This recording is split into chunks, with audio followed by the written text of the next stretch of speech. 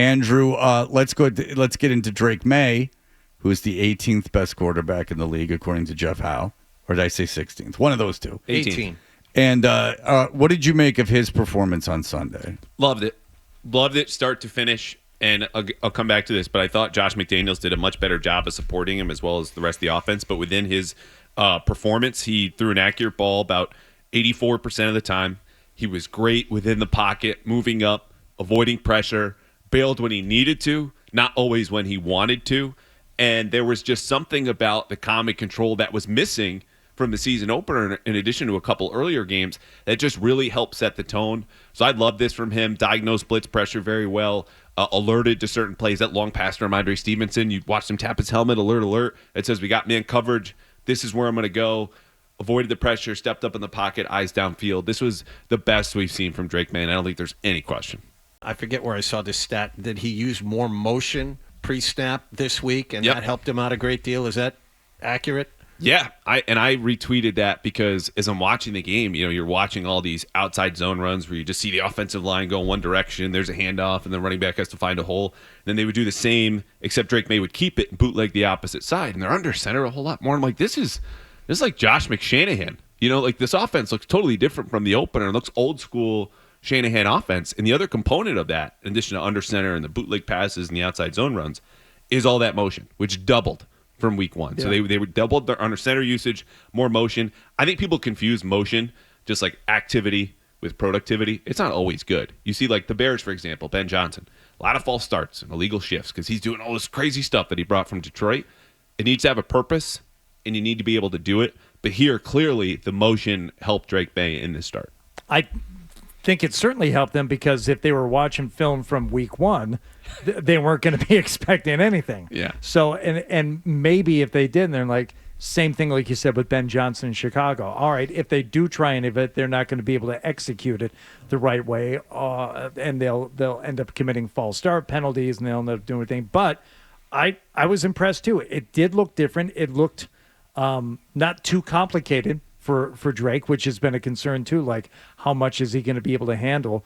He seems to be handling everything. He does, and I was not in the camp that there was too much on his plate, but there was an element of you watched his game against the Raiders, and you're like, there's just something, he's either a little sped up or he's thinking a little bit too much. I think the game plan was mostly about, hey, this is undisciplined Dolphins defense that they just barely are keeping together with Scotch tape, with signing Jack Jones and Rasul Douglas and trading for Minkah Fitzpatrick late. Let's give them very basic tests, the play-action bootlegs, the motion, and see how they screw it up. And there was also some smaller details, right? Mac Hollins, you notice the first couple of snaps, comes from out wide, and they kind of insert him as a blocker on these run plays.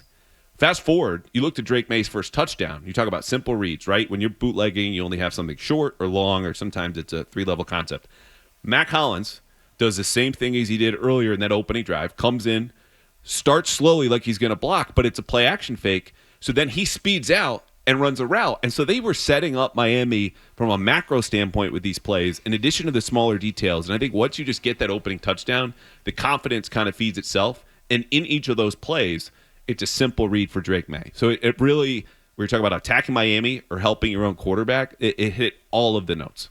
The other thing I wanted to ask you about the rookie left side of the offensive line, by all accounts, they did very well, and that's very important for the blind side of this kid also. Huge. No pressures allowed for Will Campbell, 0 for Jared Wilson, 0 for Garrett Bradbury, for that matter, who we forget was like getting roasted, and rightfully so. I'm writing this being like, man, this dude just lines up to get his ass kicked in one-on-one pass rush. He's had 0 pressures allowed. So that's a big piece of this. But Will Campbell and Jared Wilson, we know, both had penalties, whatever. It was just, they can win a lot of games, the Patriots can, if they're 2 rookie offensive linemen, and they might need a third Sunday, play like they did in Miami. Because at least Will Campbell faced a lot of good edge rushers, and he held his own. Again, 0 pressures allowed. You say that they're going to need another rookie on Sunday? They might. Morgan Moses, according to my guy Doug Kide, saw him, Moses walking out of the locker room in a boot. And I remember watching, I think it was early fourth quarter, he's kind of limping off at the end of this long drive, clearly pushing through something. And, and talking to Mike Jarrett on my podcast last night, he had said he heard from folks with the Jets who, know he missed, 4 games last year. But there were instances where Moses played through injury, and they felt like the Jets did. It cost them because he wasn't as effective. And if you're the Patriots, you go, hey, you're 34. You're in a boot. Maybe this week, and I don't know this for a fact yet, just take this week off. And then Marcus Bryant would be the third rookie to come in and replace him at right tackle. Yeah, he played. The book on him was he played hurt last year, and he plays through injuries, which was a positive. And I didn't see it framed as a negative. That's interesting, but there's no way he's staying healthy this year. There's just no way. Well, you were on that he's from hurt the right second. now. You were on that from the second they signed him. Yeah, I mean, just you signed him to not play. I mean, he's going to sporadically be here and there, but he's 34. I mean, he's been hurt for years. Like, it's not going to get better. He wasn't going to get better. And then when you saw in the preseason that, like, he'd need to, like, sit, I don't blame him. He's been in collisions for the last 20 years of his life, like, constantly. Like, he's not. He can't play in the NFL on a regular basis. That was my belief from the very beginning when they signed him. And he's a great locker room guy, great tough guy, everything about it, but he just isn't going to play. But you were impressed with the offensive line. You think that's sustainable?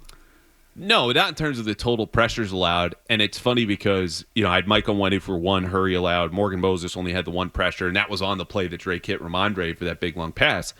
That's not going to happen again, where you just have only 2 pressures allowed by the offensive lineman. Some of the other ones were more scheme-related or missed some assignments. But you have to be encouraged because the way that Jared Wilson was allowing 4 or 5 pressures in the opener, and Will Campbell's having multiple penalties, you're like, man, I know it's week 1, and I know they're rookies, but if this is the world they have to live in, Patriots aren't going anywhere. Then you watch week 2, as we often do in September, and be like, oh, that's not what I last saw. This is new. This is different. This is good. But who knows? I mean, this is, again, asking people in their early 20s to be consistent, and that's the last thing those guys are, let alone a football field. Yeah, and when you play the Steelers, they've been surprisingly weak defensively this year so far. You can run on them.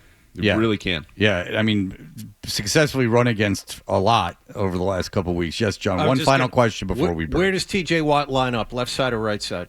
They'll move him around. But he was on the left side against the Jets most of the time. Yeah, so the defensive left and saw Armand Membu, their rookie, from Missouri. Marcus Bryant played with Membu, and Membu shut him out. So I don't know who that says more about, or it's just one game and variance, but you don't fear T.J. Watt, I'll say in 2025, the way you did 3 years ago. Well, he's incredible on the backside, but what their strategy was is sometimes they wouldn't block him, and they'd run at him. So, for instance, they would do like a bootleg, and Fields would run at Watt, and they wouldn't block him. So Watt would kind of be like frozen, and then Fields is faster than Watt, obviously, and would get by him like around the edge. Like Watt wasn't setting the edge. It was I'm a big dork with all these that stupid crap, but it was interesting but they wouldn't if they were running to the other side. You couldn't leave him unattended because he's so good at the backside. Like if you run left, you got to block him because he's so good off the backside. He'll get you in the backfield. So he was very disruptive. But just as a unit, they were not incredibly good. T.J. Watt, famously good on the backside. That's right.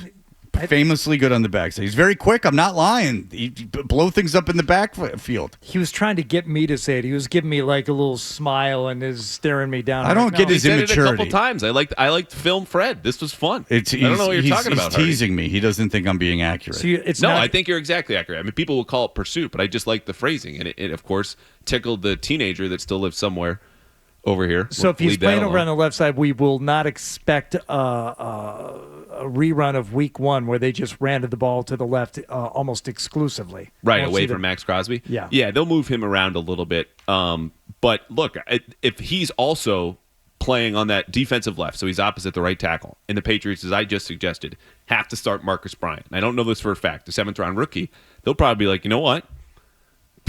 Screw the first-round kid who everyone's been picking on, Will Campbell, who posted a shutout pass protection. We'll just keep him over here and let you go to town against this new kid. For all the latest from the Sports Hub, download the app at 985thesportshub.com.